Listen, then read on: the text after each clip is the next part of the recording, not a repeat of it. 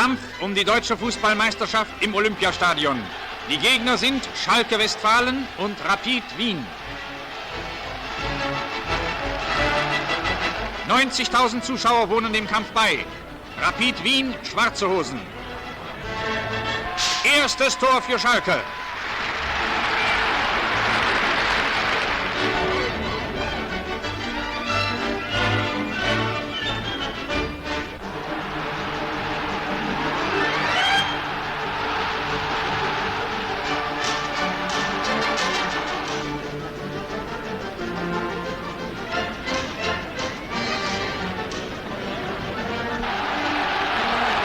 Schalke schießt das zweite Tor.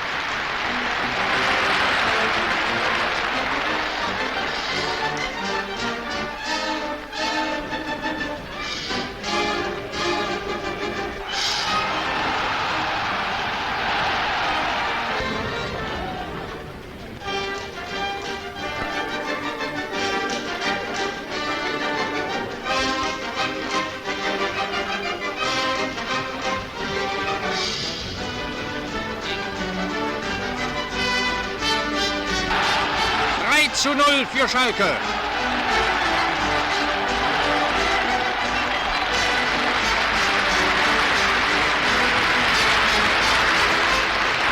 Der Kampf scheint bereits entschieden. Da stürmen die Wiener los, gleichen aus und gewinnen schließlich mit 4:3 Toren die zweite deutsche Kriegsfußballmeisterschaft. Ein Elfmeter für Wien.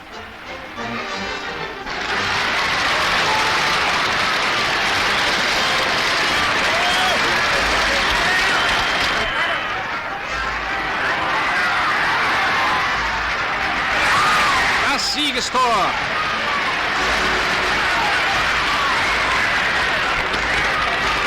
Wien ist zum ersten Male deutscher Fußballmeister. Der japanische Botschafter General Oshima weilte in Hannover, wo ein Tag der deutsch-japanischen Freundschaft stattfand.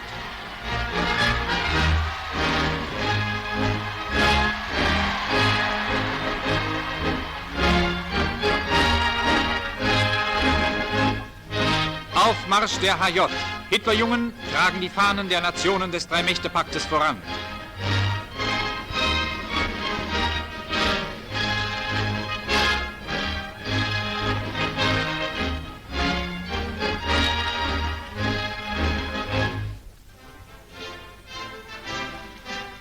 Die Niedersächsische Landesuniversität Göttingen verlieh dem Botschafter des Tenno das Ehrenbürgerrecht.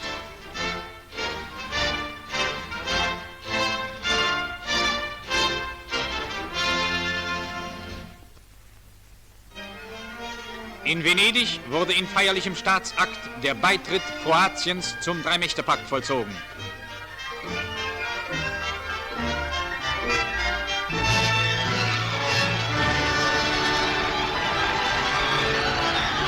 Der italienische Außenminister Graf Ciano, Reichsminister des Auswärtigen von Ribbentrop, der kroatische Staatsführer Dr. Pavelic,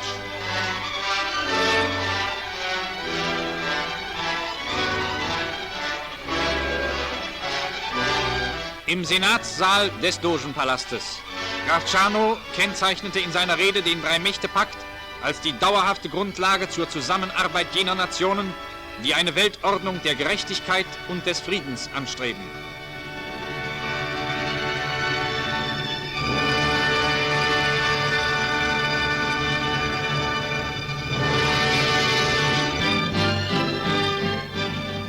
Auf Einladung von Reichsminister Dr. Goebbels traf der italienische Minister für Volkskultur Alessandro Pavolini zu mehrtägigem Aufenthalt in Berlin ein.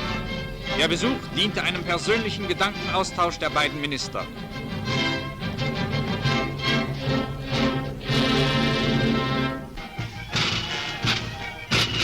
Der erste Weg des italienischen Ministers gilt den gefallenen deutschen Helden. Kranzniederlegung am Ehrenmal.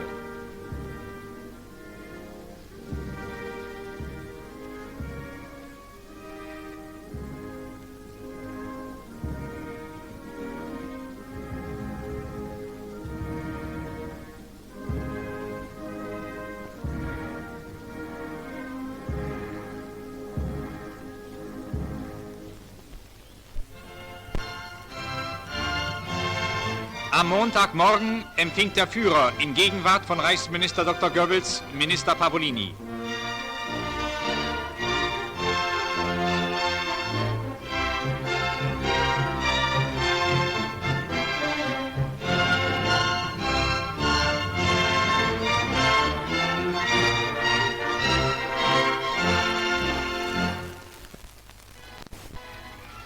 General Rommel, der Kommandeur des deutschen Afrikakorps, überreicht dem italienischen General Gariboldi im Auftrage des Führers das Eiserne Kreuz erster und zweiter Klasse.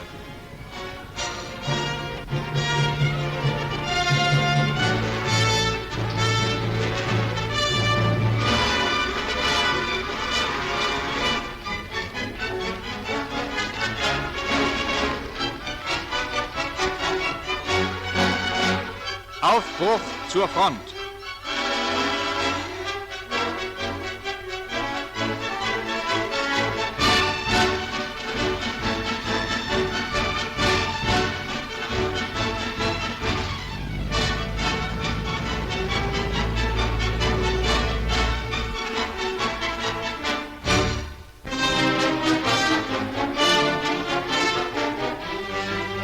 In den Bunkern vor Tobruk.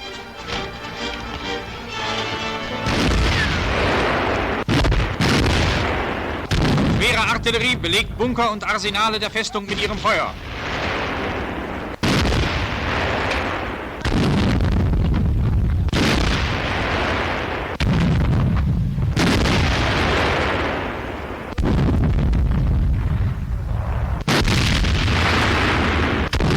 General Rommel im Vorgelände.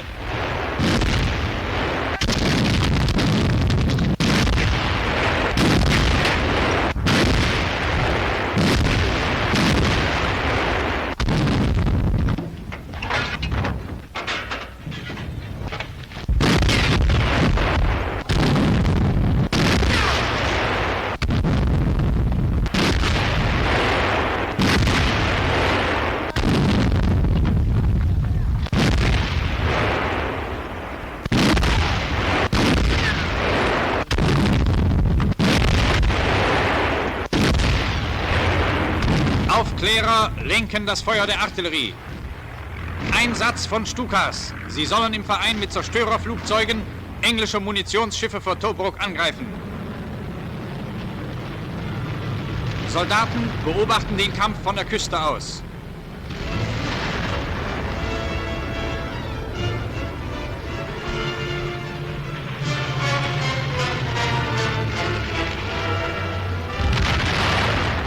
Am Horizont steht eines der Schiffe bereits in Flammen. Besatzungsmitglieder, die sich noch rechtzeitig in Sicherheit bringen konnten, kommen an Land und werden gefangen genommen.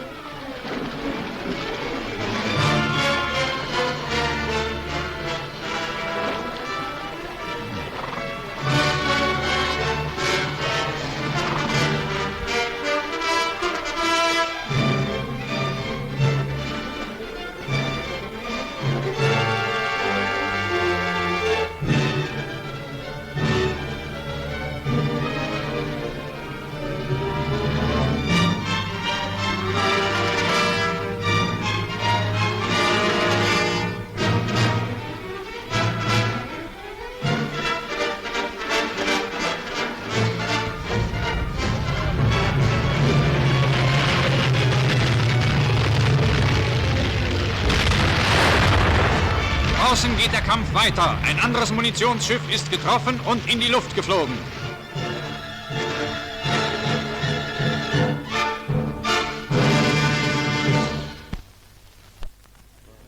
Die Generäle der Luftwaffe zur Lagebesprechung beim Reichsmarschall.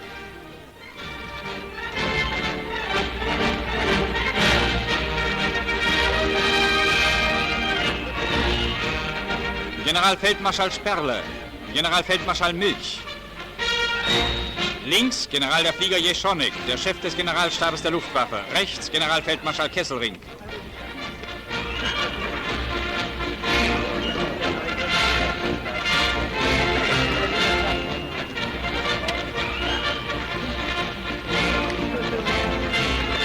Generaloberst Löhr.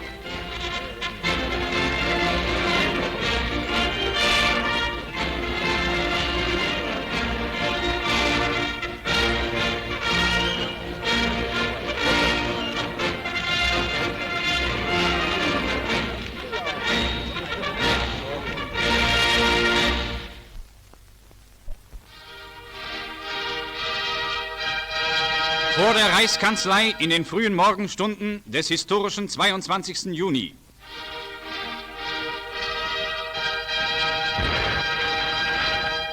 Das Haus des Rundfunks. Die Übertragung der Führerproklamation über alle deutschen Sender wird vorbereitet.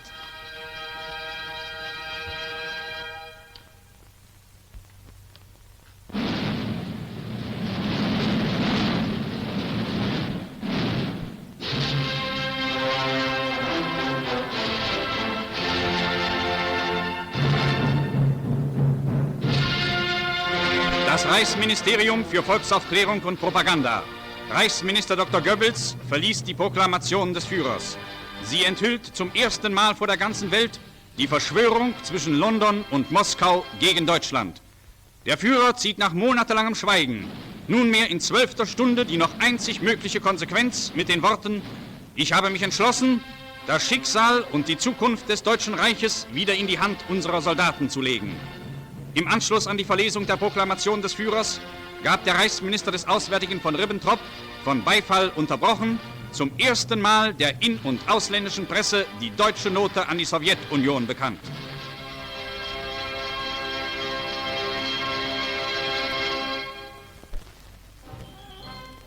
Vom Nordkap bis zum Schwarzen Meer schützt nunmehr die deutsche Wehrmacht zu Lande, zu Wasser und in der Luft Seite an Seite mit Finnen und Rumänen Europa. Italien schließt sich spontan an, ebenso die Slowakei. Auf einer Frontbreite von 2400 Kilometern vollzieht sich der größte Aufmarsch, den die Geschichte bisher gesehen hat. Die besten Soldaten der Welt sind zum Schutze der Kultur gegen die Barbarei angetreten. Der Kampf gegen den verlogenen Verbündeten Britanniens nimmt seinen Anfang.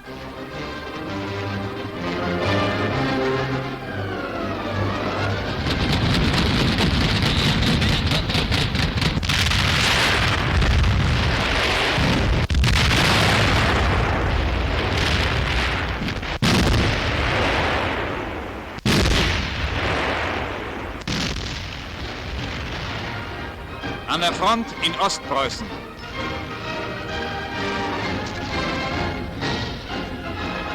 Tarnwände werden umgelegt.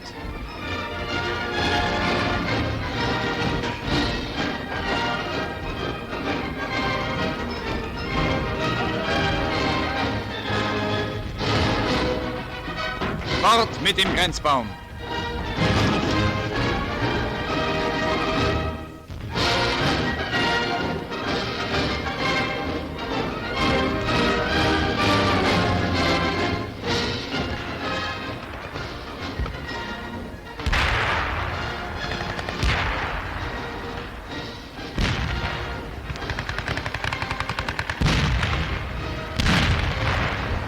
Vorstoß nach Kowno in Litauen. Ein litauisches Grenzschild.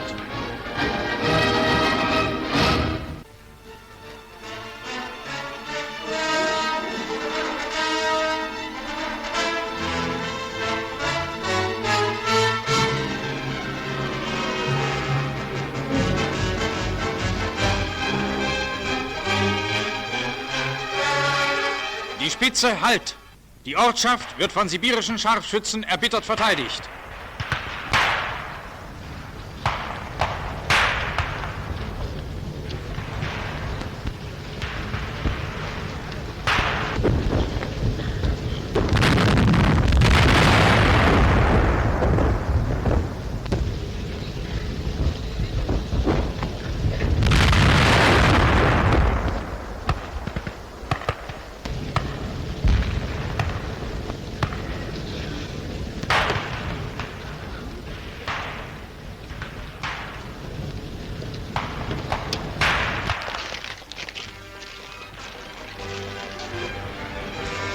Ausgeräuchert.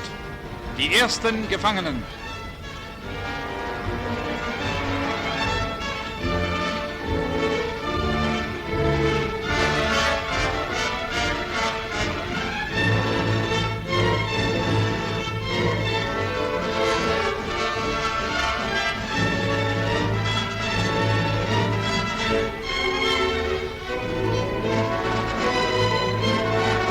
Gefangene Bolschewisten, statt Soldaten ein wilder, verkommener Haufen.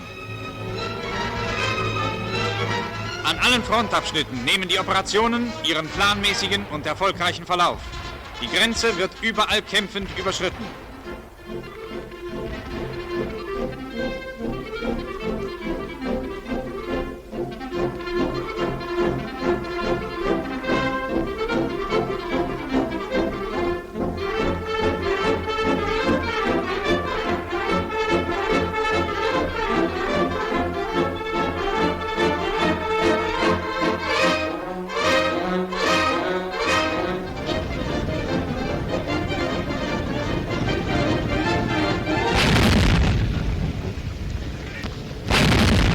Pak kämpft feindliche MG-Nester nieder.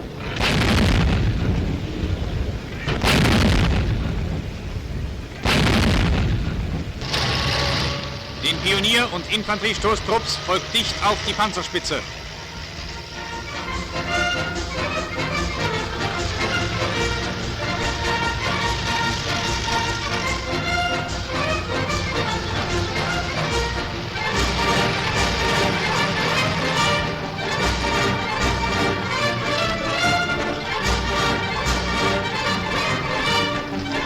Durch das schnelle Zupacken der deutschen Wehrmacht fiel trotz aller Vorbereitungen der größte Teil der Grenzbrücken unversehrt in unsere Hände. Die Gleisanlagen werden mit Bohlen ausgelegt, um die Brücke für die Kraftwagen befahrbar zu machen.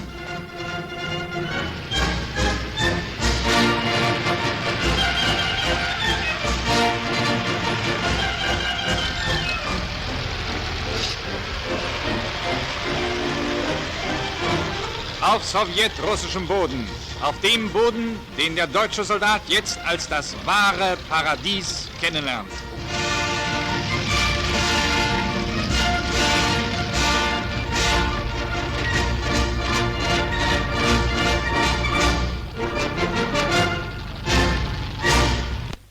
Der Weg führt an schweren deutschen Batterien vorüber, die seit dem Morgengrauen starke Grenzbefestigungen sturmreif schießen.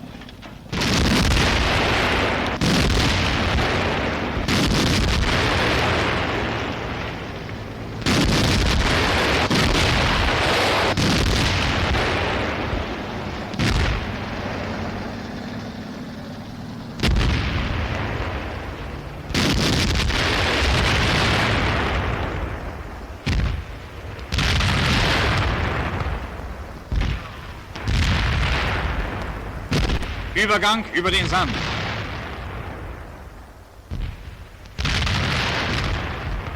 Auch ein sowjetrussischer Grenzpfahl.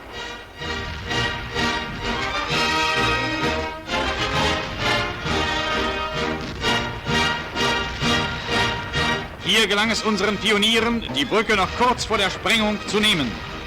Sprengladungen und Sperren werden beseitigt.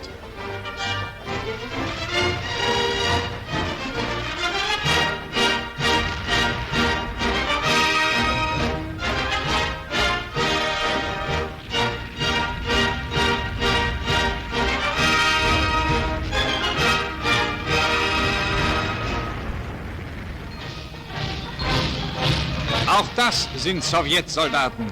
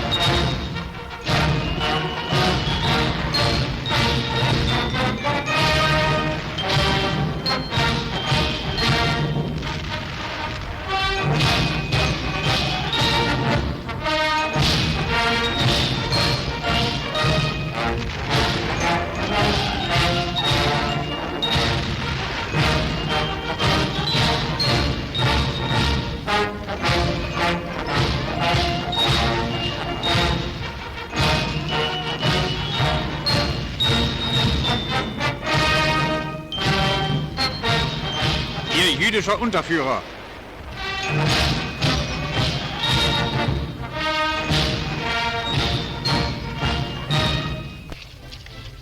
Gleichzeitig mit dem Vorgehen des Heeres greifen die Verbände der Luftwaffe die Flugplätze an von denen die englisch-sowjetischen Machthaber ihre Angriffe gegen Deutschland starten wollten.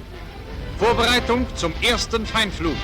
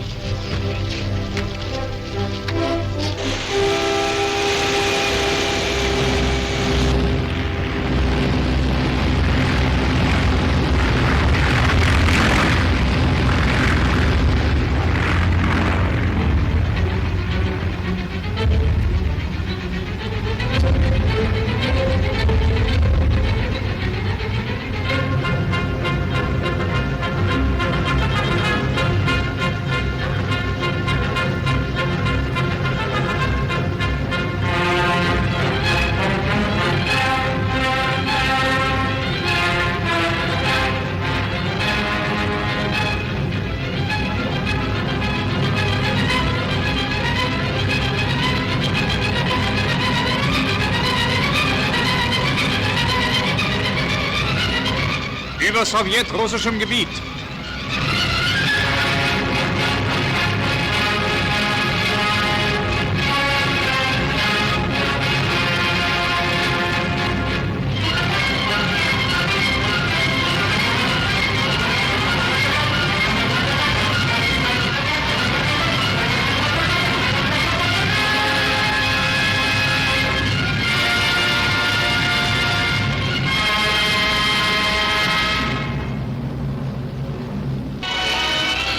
Bomben auf Flugplätze, Bahnanlagen und vormarschierende russische Truppen.